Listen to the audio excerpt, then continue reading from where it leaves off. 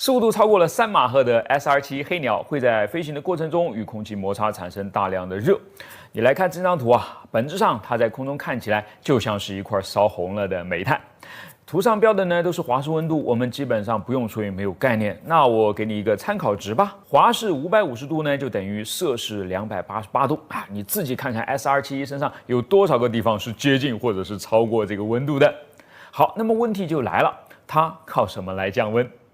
这个问题呢是有一定的欺骗性的啊，因为按照道理来说，它飞行在2万米以上的高空，周围全都是温度低于零下50摄氏度的冰冷空气，那么这些冰冷的空气自然就可以帮 SR7降到一个可控的范围之内了吧？可事实上呢，恰恰相反，不是飞机周围的空气在帮飞机降温，而是这架飞机在帮周围的空气降温。What？ 怎么会这样呢？因为虽然 SR7的表面已经高达300摄氏度了，但是跟与它接触的空气比起来呢，还是个温度更低的地方啊。这里咱们就要引入一个叫做停滞温度的概念了，它指的是流体在停滞点处的温度，也就是流体的动能完全转化为内能时的温度。停滞点是指流场中速度为0的点，例如在物体表面与流体相接触的点，在停滞点处，流体的静压最大，被称为停滞压力。停滞温度和停滞压力是描述流体运动状态的重要参数了，它们与流体的速度、密度、温度和压力有关。具体公式是这样的。好吧，谁也不会看公式的，对不对？简单来说呢，就是 SR7周围的空气想要跟 SR7的表面接触，非得要将自己的速度变得跟 SR7一致了才行嘛。而改变速度就得要做功，要做功就得产生热量嘛。在3.2马赫的速度之下呢，空气的停滞温度约为400摄氏度，几乎比上面那个图上的任何一个点都要高了。所以你看啊，靠风冷降温的发动机本质上还是不够强悍啊。既然风冷不能用了，那 SR7的解决之道就变成了以下2种：第一，让机身的大部分呢都处于高温状态，并用钛和不锈钢等耐热材料制成；第二，从油箱开始到进入到发动机之前，为燃料设置复杂的穿过机身关键区域的管线，靠流动的燃料带走机身表面的高温了。所以这就是为什么 SR7的一半重量都是由燃料提供的。这种燃料呢是一种称之为 JP-7 的特殊煤油，具有良好的散热性能。它在1个大气压下的沸点为285摄氏度，算是煤油的上限了。当 SR7在1万米的高度下加满油时， JP-7 的温度可能会低于0摄氏度，于是它就可以被当成是冷却剂，用于冷却航空电子设备和驾驶舱了。当其流动到发动机时呢，吸收热量之后的温度已经达到差不多177摄氏度了。然后在这里呢，还会被用作各种发动机零件里面的液压油，主要是可变形状的几何喷嘴。当它最终到达燃油喷射器时，温度已经达到316摄氏度，正好为燃烧做好了准备。的确是一个工程奇迹，对不对？那我们最后非要说它一个这么干的槽点啊。由于燃料会一路吸热来到发动机，有的时候呢，它吸的热实在是太多了，来到发动机的时候呢，温度已经高于177摄氏度了，这就超过了发动机接收它的温度上限嘛，怎么办呢？只好往里面加点新的低温燃料中和一下呗。所以许多 SR7的飞行员呢就曾经表示啊，他们有的时候在着陆之前急着在空中寻找加油机，并不是因为他们的燃料快要用完了，而是因为他们的燃料温度太高了。这张照片比较经典啊，前景是一架 RH66 科曼奇，后景则是一架 AH64 长弓阿帕奇，两架都是我比较喜欢的直升机啊，很难得同了一次框。这一同框呢，就让我发现它俩身上一个明显的区别啊，尾桨。阿帕奇的尾桨呢是支在垂尾外面的，叶片不多，只有4片。而科曼奇的尾桨则是嵌在垂尾里面的，直径更小，叶片数好像也更多。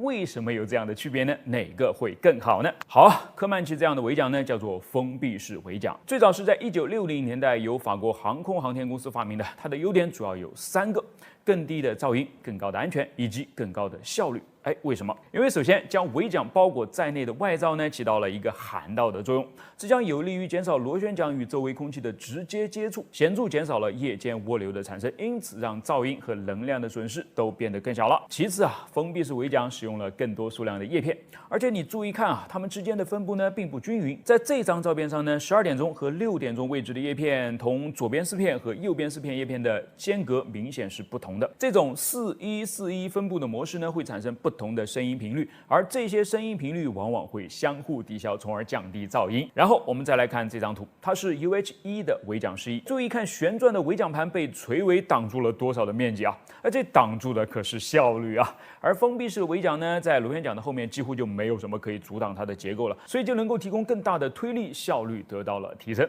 最后，安全的好处就不用我再多说了吧？把尾桨包起来，是既保护了尾桨，也保护了可能被尾桨划伤的人嘛。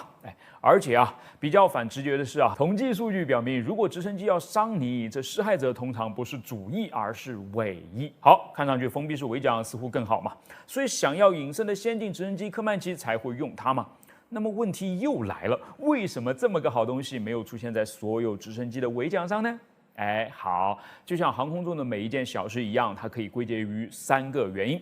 成本、重量和复杂性。封闭式尾桨成本更高，而且更复杂，设计桨叶、导管、稳定器等所需的工作量呢相当大，而大多数直升机的设计更愿意将预算用于其他方面。封闭式尾桨的维护成本也比传统尾桨要高啊，这再次增加了它的总成本，并增加了维护所需的停飞时间。另外，它重量更重，尾部多出来的所有材料都增加了重量嘛。这对于中小型直升机来说呢，可能是一个严重的问题，因为它们对重心更为敏感啊。而另一方面，封闭式尾桨在较大直升机上所带来的效率提升也并不明显，所以大号直升机根本就不惜得瞟它一眼。最后还得要考虑离地间隙的问题啦。封闭式尾桨通常被放置在与尾梁成一条直线的位置，所以直升机的离地间隙就限制了它的尺寸了。任何更大直径的旋翼都会离地面太近，并且有尾部撞击的危险了。而反过来啊，传统的尾桨则可以放置在尾部的高处，方便带有更大尾桨的大型直升机使用。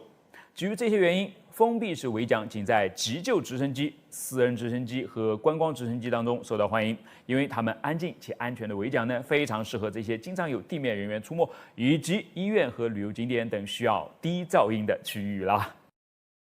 为了验证隐形战斗机的性能，专门建一个能够制造极端气候的实验室，我可以理解。但是造车，你也要建一个如此高端的实验室，真的有必要吗？不管有没有必要啊，总之吉利就是这么干了。在这个耗资100亿打造而成的雷神动力新能源实验中心里面呢，一共拥有31个实验室，其中就有全球唯2的用于模拟汽车可能会遇到的各种极端气候条件的气象实验室了。外面零上20度，里面零下40度，24小时不间断的折磨里面的汽车，就像吴佩说的那句话。那就连黑河都不用去了。是的啊，如此摧残都能挺得过来的车，只要是人能够到的地方呢，它就都能去了。所以啊，建这样的实验室它值啊。而且更值的是，雷神电混那核武器级别的超紧凑3档变频电驱 DHT Pro 也是在这个实验中心里面诞生的。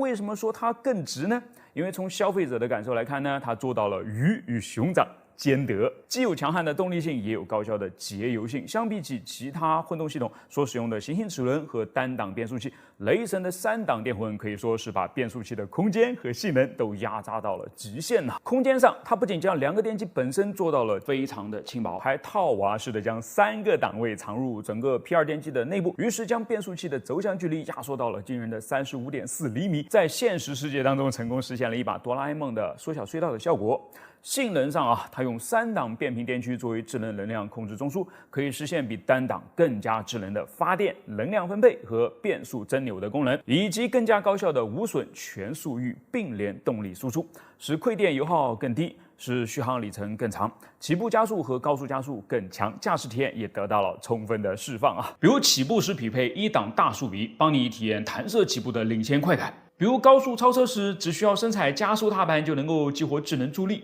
从3档瞬间降到2档。P1 电机也立马介入，释放更多的动力储备，拉开差距就是这么容易啊！还比如咱们去开盘山路，又是爬坡又是高海拔，但完全无需惧怕啊！雷神3档电混用它充沛的动力储存和智能的变频调节，让动力随踩随有，让星星永远满格。以上这些单档它能给你吗？所以在超过20种智能驾驶模式间如丝般切换的感受，你真的不想亲身试一下吗？我是抗拒不了的。可见啊，对技术的不断精进和积累，以及对用户需求的极致追求，才是吉利雷神3档超级电混诞生的基础。而基础扎得这么稳，也难怪能够打赢天下了。回答上个视频当中朱雀2号发射时大家感兴趣的几个问题。首先第一个，有朋友说不错，这次呢就没有那种黄色的烟了。当然是没有黄色的烟啦，因为朱雀2号是一枚采用了液氧甲烷作为燃料的火箭。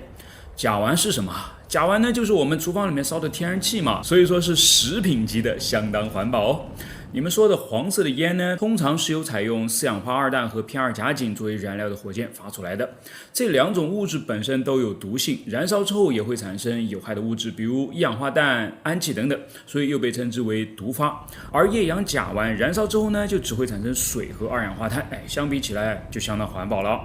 当然，除了环保，除了更漂亮的尾焰，使用液氧甲烷大概还有以下这几个好处啊。第一，较高的性能。液氧甲烷的组合呢，可以提供较高的比冲，虽然低于液氧液氢，但是却高于液氧煤油，非常适合中等运载能力的火箭。第二，易获取和储存。甲烷是地球上广泛存在的天然气，可以从天然气田等地方相对容易的获取，成本也就较为低廉了。相比之下，液氢呢则需要更为复杂的制备和储存的过程。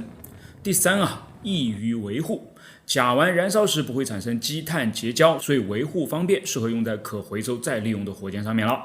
第四，适应性还高。液氧甲烷在普通环境条件下呢是相对稳定的，对于火箭的设计和运行来说提供了更高的安全性，同时也能够简化储箱的设计，可以采用低温推进剂供底储箱，降低储箱的重量，缩短长度，提高运载能力。这就是为什么现在大家都在竞相研发液氧甲烷火箭的原因了。虽然 SpaceX 的星舰用的也是液氧甲烷的猛禽发动机，但是很遗憾啊，全球第一枚成功入轨的液氧甲烷火箭这个头衔呢，它是没有抢到的，落在咱们的朱雀2号遥2身上了。那紧接着有朋友就问了蓝箭的火箭啥时候能够再竖着飞回来呢？也就是啥时候我们能够掌握可回收火箭技术？说实话，他们之所以要那么执着的研究液氧甲烷火箭，目的也是为了可回收嘛。根据蓝箭 CEO 介绍，可回收火箭项目呢已经列上他们的日程了，预计会在2025年前后去开始验证。所以我们暂时就以这个时间节点为准，到时候看看我能不能也有幸作为第一批的见证者参与其中啦。第三个问题，有朋友说，为什么这个火箭的发射塔长得跟别的火箭不一样呢？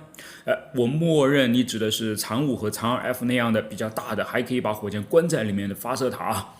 这个的主要原因呢是它们的大小、重量、用途和成本都不相同嘛。朱雀2号全高只有 49.5 米，全重219吨，而长2F 是62米高，464吨重，长5更是重达860吨，高57米。更大的尺寸和更重的重量呢，通常就需要更大的固定式的发射架才能够提供足够的支撑性和稳定性嘛。反之，较小的火箭呢，则可以使用较小的倾斜式的发射架了，既降低了成本，增加了灵活性，也能够提供足够的支撑和稳定嘛。另外还要看任务啊，像长5、长2还有美国的 SLS、Delta 之类啊，他们采用的固定式发射架呢，由于是一种非常复杂高大的钢结构塔，就可以为火箭提供各种勤务臂、工作平台、吊车等等设施，方便火箭的组装、检测、加注、瞄准等等工作。它还可以为火箭提供避风挡雨的封闭空间，保护火箭免受恶劣环境的影响，所以一般都用在大型、重型、多级的液体火箭上面。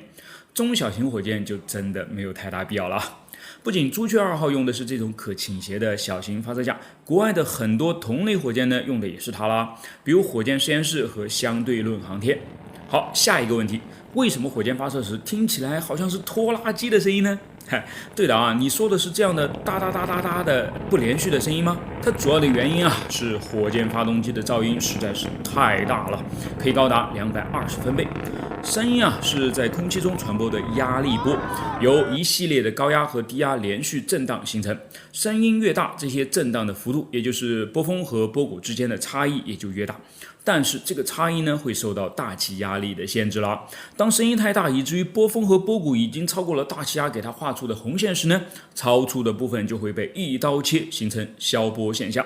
这种情况发生在194分贝左右，基本上此时声波的振幅在其压力波的最低点已经达到了真空了，不能再低了嘛。所以两端被砍掉的声音呢，就变得不再连续，成了一种哒哒哒哒的声音了。最后一个问题也很有意思啊，竖着发射的火箭为什么不会倒呢？这个问题问得很好啊。其实早期的火箭的确容易倒啊，它们现在不倒主要归功于一样东西，万向节。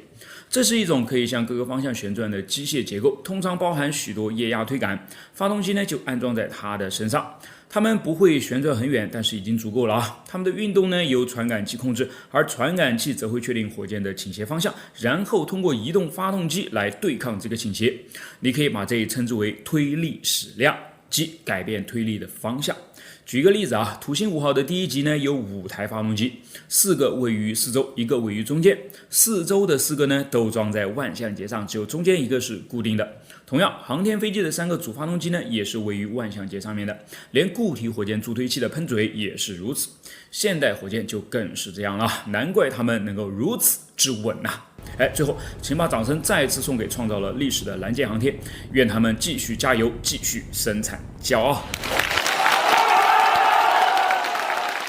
生活在海边的渔民常会说一句话：海上风暴，水母先知。这个小小的水母没有骨骼，没有心脏，甚至连眼睛都没有。它是怎么能够感知到千里之外的风暴呢？水母啊，是一种非常古老的腔肠动物，早在6亿年前就出现了，甚至比恐龙出现的还要早啊。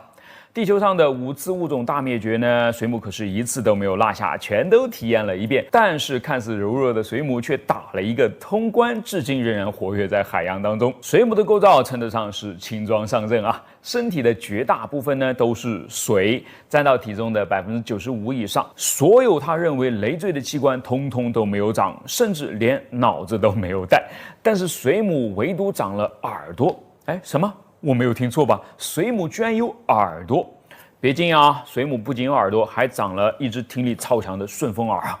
水母的触手上有一个细柄，细柄上呢有一粒小小的石头，称之为听石，这就是水母的耳朵了。风平浪静的日子里面，水母在海面自由自在的漂游。当远处出现风暴时呢，海浪与空气摩擦会产生8到13赫兹的次声波，这个声音是人类无法听到的，但是它会被水母捕捉到啊。水母的听石受到次声波的刺激，就会把震动传递到耳壁里面的神经感受器，这样水母就可以在风暴来临前的10几个小时就会听到风暴的隆隆声了。这时的水母呢会纷纷离开海面，游向大海的深处，躲避即将来临的危险了。海边经验丰富的渔民熟悉了水母的习性，就知道当成群的水母潜入海里面时，风暴就要来临了。这时就要尽快返航。但是渔民每次出海不一定都能够遇到水母气象员嘛，而预测天气呢又对海上航行十分重要。因此，人们就从水母敏锐的听觉系统受到了启发，发明了水母耳风暴预测仪。这种风暴预测仪由喇叭、接收次声波的共振器、压电变换器及指示器组成。人们把仪器安装在船舶的前甲板上，正常情况下呢，喇叭会360度不停地旋转。当接收到风暴次声波的信号时呢，喇叭就会立刻停止旋转，指向风暴来临的方向。指示器上还可以显示风暴的强度，帮助船员做出应对措施。水母耳风暴预测仪能够提前15个小时对风暴做出预报，极大程度地保证了海上的航行安全，对航海和渔业发展都具有重要意义啊。水母当中呢，还有一个特殊的品种，叫做警报水母。它的身体可以呈现夺目的光线，当危险来临，警报水母就会释放光线。这个时候的警报水母如同在身上安装了 LED 灯带啊，耀眼明亮。它通过身体的发光性传达疼痛信号，同时进行尖叫寻求帮助。亮眼的光线能够在黑暗的海里面引来更大更可怕的掠食者，从而使当前的掠食者放弃警报水母，落荒而逃了。这种通过发光营造疼痛错觉的特点呢，也给人类带来了启发。人造皮肤曾经是科研领域的一项重要发明，但人造皮肤上面没有神经细胞嘛，无法感知压力带来的疼痛，这就使得人造皮肤超过压力极限时呢，会缺乏灵敏度，很容易受到损坏了。中国华中科技大学模仿警报水母就研发出来了一种人造皮肤，这种皮肤呢，使用了一种能够发出电信号的材料，并将一层荧光粉添加到皮肤层之间。当皮肤受到压力时呢，皮肤感受器就能够感觉到压力的增加和减少，同时释放出不同的闪光方式，仿佛能够通过发光对疼痛做出反应。如果将这种人造皮肤应用到机器人领域，机器人的皮肤敏感度呢，就将更直观地表现出来了。所以水母可比它看起来要聪明多了啊！如果有机会乘坐游轮出海度假，当你看到水母时，千万要热烈地和它们打个招呼，因为水母会告诉你，你将度过一个风和日丽的假期。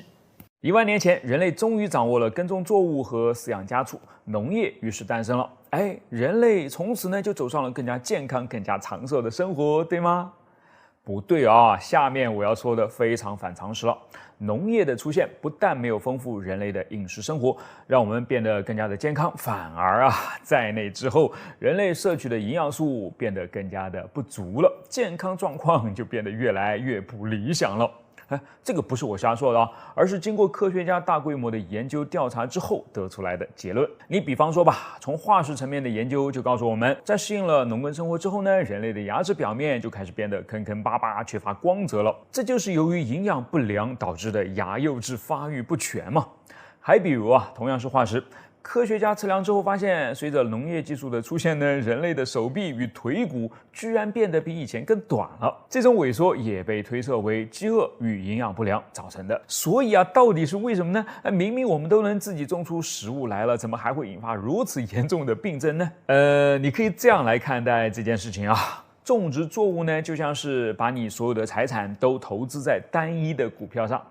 若是押对宝了，当然能够吃喝不愁但要是因为自然灾害导致作物欠收，隔年就得要饿着肚子重新开始嘛。而反过来，人类从前靠着采集和狩猎过日子，四处寻找各种不同类型的食物，即使是某种食物短缺，也可以找到其他的食物作为代替。虽然不至于饮食无余，但也不会有饥荒情况的发生嘛。好，我为什么要讲这个呢？因为它很好的说明了生物多样性的重要性了。别以为我们只是一个普通人，过着普通的生活，那些跟生物有关的知识就跟我们完全就没有任何关系它跟你的关系可深着呢。生物多样性不仅是我们食物的来源，也是我们药物的来源，还是我们的环境保护者，甚至也是我们的文化财富如果昆虫消失，你知道人类还能在地球上存活多久吗？他知道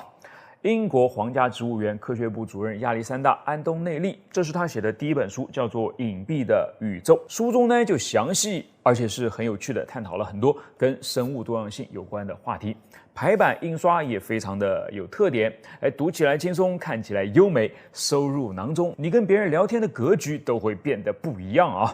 4大名著你看了几大？我看了3大。西游、三国和水浒，尤其是西游记我记得还是在我很小的时候读的是我爸买的那种一套大概只要几毛钱的很老很老的文言文的版本。即便是文言文呢，当时依然读的是津津有味还反复读了好几遍呢。在4大名著里面，我唯一几次拿起来又几次放弃掉的就是《红楼梦》了。为什么呢？因为可能第一是那个故事题材始终都激不起我的兴趣。第二个呢，是那个故事里面的人物实在是太多了，读完后面呢就忘了前面的，错综复杂的关系简直是理不过来嘛。然后就是第3个，他们的事儿也巨多同样是多到串不起来，难怪就需要专门的红学使了劲的研究了。可见其本身也是相当重要的嘛。要是因为复杂的原因就错过实属可惜有没有什么办法可以让我们轻松上手呢？当然有了，那就是先读这本半小时漫画《红楼梦》呗。在混子哥领衔的半小时漫画团队的笔下，刚才我们说的那些阅读难点通通都闪开了只留下清晰的人物关系和故事脉络。贾氏公司到底是咋破产的？宝钗黛玉的爱情又是咋悲剧的？把名著变成了段子来读，那就轻松有趣的多了。可能这个时候就有人会批评了，他们这么改编，岂不会带偏原著放心曹雪芹本来就是个段子手，只不过在原著里面藏得太深了。半小时漫画团队只是帮你拨开这团云雾而已，一点都不影响你先看完本书再去看原著的。胶片摄影里面呢有一个玩法叫做多重曝光，结果往往是难以预料又惊喜连连，甚至可以说相当魔幻。以下照片可以为证。其实我觉得胶卷摄影本身相对于数码而言就已经不是那么确定了，然后你再玩个多重曝光，相当于是在一个不确定上再乘上另外一个不确定，惊喜指数直冲云霄真的是相当推荐你去试一试。当然要是你之前没有试过的话，这一次呢也不用自己去试了，因为我们已经帮你准备好了更加惊喜的玩法了。胶卷漂流具体是这么玩的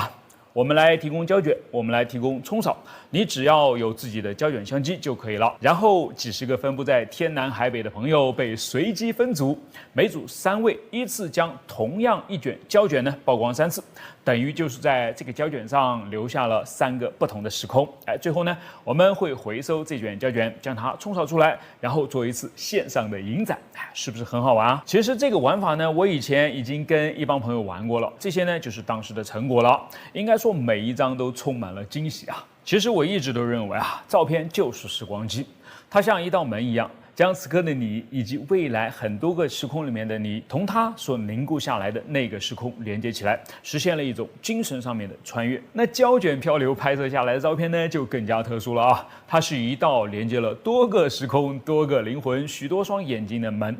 你想想看啊，正是在它的串联之下，原本陌生的人们被装进了这个化学的宇宙当中，然后融合、交叠、发生反应，最终凝固在一起，形成了一段独一无二的记忆，真的是意义非凡啊！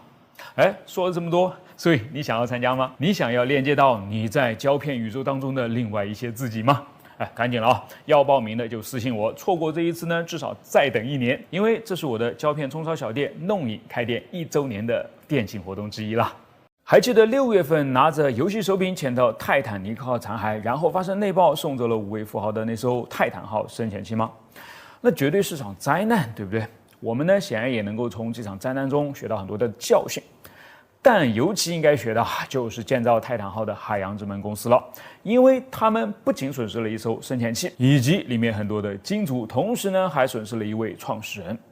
好了，他现在固然学到了啊，海洋之门的另外一名创始人就在最近刚刚宣布，由于公司上一次的探险进展的如此顺利，让他产生了一个新的想法，那就是到2050年要将1000个冒险者送往金星的硫酸云当中去居住。是的，我没有开玩笑啊！不信你上网去查一查，这位名叫吉利尔莫·索恩莱因的海洋之门的联合创始人就是这么说的。虽然明知连 NASA 都将金星定义为失控的全球温室，发射了40多个航天器前往金星，都只敢是绕着其飞一飞而已，他依然对金星呢是如此的着迷啊！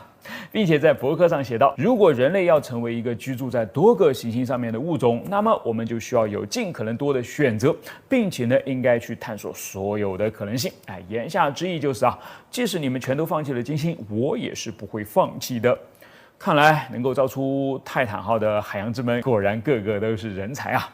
好，为什么金星让 NASA 那么的恐惧，又为什么让索恩莱因那么着迷呢？理由如下了。首先金星拥有极其稠密的大气层，所以它的大气压力巨大，在其表面甚至可以超过90个地球大气压，这相当于是我们下潜到水下1000米处所要承受的压力了。在这里，就连绝大多数的军用级别的潜艇都是望而却步的。其次由于稠密的大气造成了严重的温室效应，金星表面的平均温度高达500摄氏度，连很多的金属都是会被融化掉的，成为了一个名副其实的航天器的坟场，那就更不要提脆弱的多的有机生命了嘛。再有，这里没有水，只有浓硫酸液滴组成的有毒云层吃掉了97%的太阳光，让这里即便在白天也开启了暗无天日的地狱模式。对了，顺便补充一个这里的黑夜呢长达60天。最后，金星表面布满了数千座火山，而且其中许多还是活跃的状态。人类迄今为止创造过的最强纪录就是1981年的苏联金星13号在金星表面勉强撑过了2小时多一点。你说可不可怕？还送人上去呢，你还要送1000个人上去呢？都当有钱人是傻子吗？好吧。故事反转索恩莱因说朋友们，你们要相信我，到了金星，你们一定会有一种回到家的感觉了。为什么呢？因为这儿有一个几乎完美的甜蜜点，在距离金星表面大约50公里的地方呢，有一个太阳系当中除了地球以外最像地球的环境了。这里重力恰好是1个 G 左右。大气的压力也恰好回到了1个地球大气压的附近，温度呢则从500摄氏度下降到了30到50摄氏度，虽然还是热了一点但毕竟相对是可以容忍的了嘛。